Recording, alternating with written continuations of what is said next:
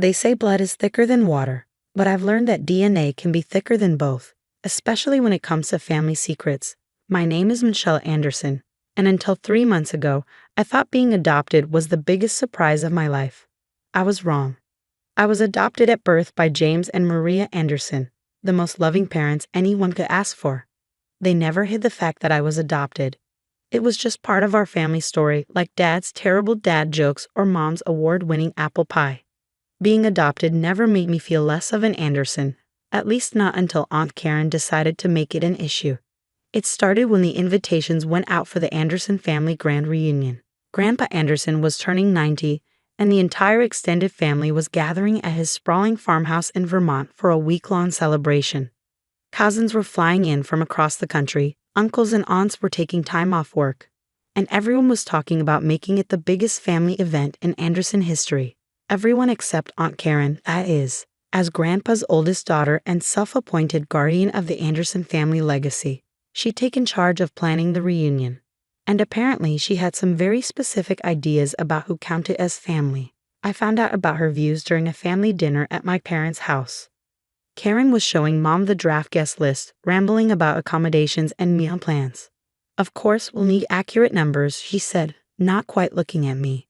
"This is a gathering for true Andersons only, blood relatives." The table went quiet. Dad's fork clattered against his plate. "What exactly are you saying, Karen?" Mom's voice had that dangerous edge I rarely heard. "Well," Aunt Karen smoothed her designer blouse, "you understand, don't you? This is about family heritage, about celebrating the Anderson bloodline. Michelle is lovely, of course, but she's not really an Anderson." Not really an Anderson. The words hit like a physical blow. 28 years of family holidays, shared memories, love and belonging, all dismissed because I didn't share their DNA. "That's ridiculous," Dad started, but Aunt Karen cut him off. "James, be reasonable. This isn't about feelings. It's about preserving our family's history. The reunion will feature a presentation about the Anderson genealogy, displays of family heirlooms, discussions about inherited traits. Michelle would feel out of place." "The only one making Michelle feel out of place is you," Mom snapped. But Aunt Karen wasn't finished. "Besides, I've already discussed it with the reunion committee. We all agree, blood relatives only. It's simpler that way." The reunion committee consisted of Karen's daughter Jessica and 2 cousins who'd never dared disagree with her. I'd grown up with Jessica, shared clothes and secrets through our teenage years. Now she couldn't even meet my eyes across the table. "This is insane," Dad declared. "If Michelle's not welcome, none of us are going." "Don't be dramatic, James," Karen sighed. "You're the eldest son. You have to be there. And Maria's been helping Grandpa organize his old photographs for the family history display. You can't abandon your responsibilities just because Michelle's feelings are hurt." I found my voice then. "Don't worry about it, Dad. I wouldn't want to taint the precious Anderson bloodline with my adopted presence. Michelle." Mom reached for my hand, but I was already standing. "I mean it. Go to the reunion. Grandpa deserves to have his whole family there for his birthday. His real family, according to Aunt Karen." I left the house despite my parents' protests. Driving home to my apartment, I couldn't stop thinking about all the little moments over the years when Karen had subtly emphasized my outsider status. The Christmas she gave all the grandkids family heirloom jewelry except me. The way she introduced me as James and Maria's adopted daughter, rather than just her niece. But something else was bothering me, something about the way she'd been so insistent about blood relatives only. It seemed excessive, even for Karen, like she was afraid of something. That night, I couldn't sleep.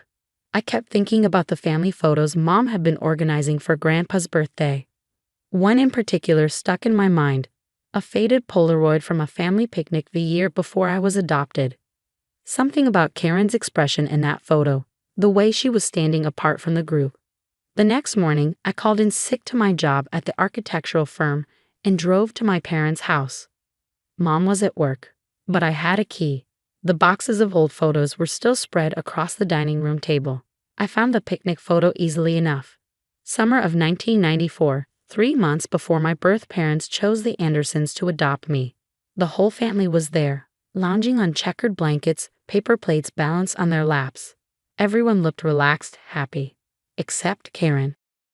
She stood at the edge of the frame, one hand pressed against her stomach, Her face turned away from the camera. She was wearing a loose sundress, unusual for someone who usually favored tailored clothes. And according to the date stamp, this was taken just 6 months before she married Uncle Steve in what Mom always called a rushed ceremony. A crazy idea started forming in my mind. I'd been born in January 1995. Karen married Steve in December 1994. The timing? But no, it couldn't be, could it? I took a photo of the Polaroid with my phone and opened my laptop. Over the next few hours, I dove deep into research. Hospital records from that time were mostly digitized now. It took some creative searching, but finally I found what I was looking for. A birth record from St. Mary's Hospital, January 15, 1995. My birth record. My birth mother's name was listed as Jane Doe, common in closed adoptions. But there was something else.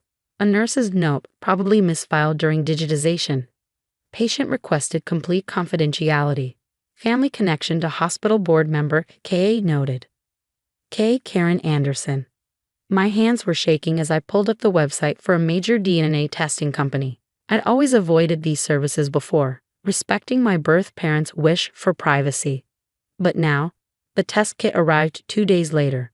As I swabbed my cheek, I thought about Karen's insistence on blood relatives only at the reunion, about all the years of subtle digs and careful distance, about how she'd never once asked me if I wanted to find my birth parents when most relatives had brought it up at least once.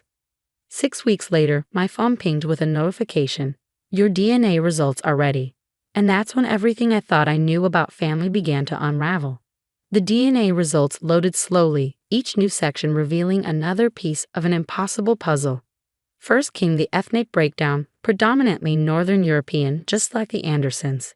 Then the health markers, showing the same predisposition to high blood pressure that ran in the Anderson family.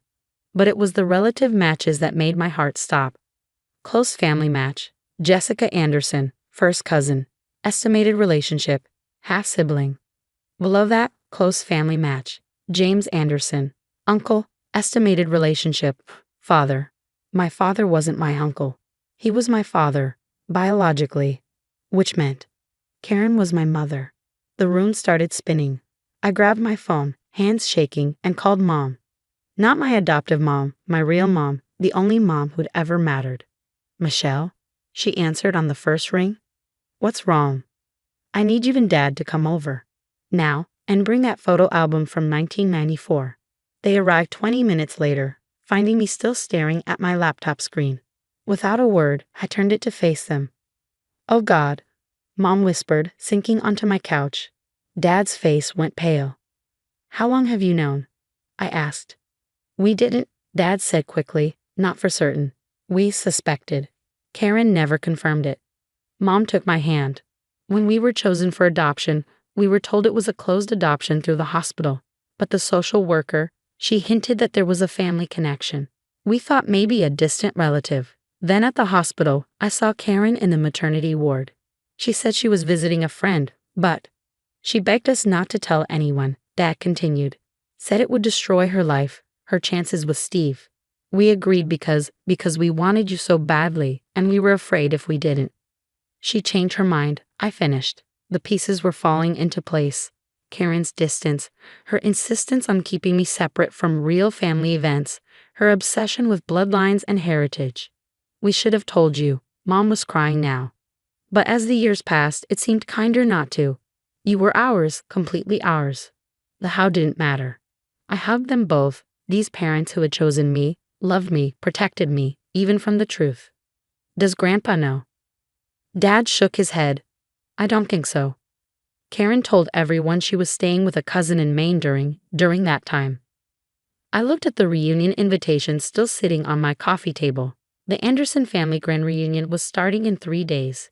Karen's carefully orchestrated celebration of family history was about to become something very different. I'm going, I announced. Michelle, Mom started. No, I'm tired of hiding who I am, of being made to feel less than. Karen wants to celebrate Anderson blood. Fine, let's celebrate it. The reunion was in full swing when we arrived at Grandpa's farm. Cars lined the long driveway, kids ran across the sprawling lawn, and the smell of barbecue filled the air. A large banner proclaimed Welcome Anderson Family, with Karen's perfect calligraphy. She spotted us immediately, her face darkening. "I thought we discussed this," she said, stepping forward to block our path. "This gathering is for blood relatives only," I finished. "Funny you should mention that, Aunt Karen. Or should I say, Mom?" The glass she was holding shattered on the porch steps. Around us, conversation stopped. Heads turned. "What did you just say?" Her voice was barely a whisper. I pulled out my phone, opening the DNA results. "Would you like to see the proof? The test shows everything: genetic markers, family connections. It's amazing what science can tell us about family trees these days." "You had no right," she hissed. "That information was private." "Private?" I laughed.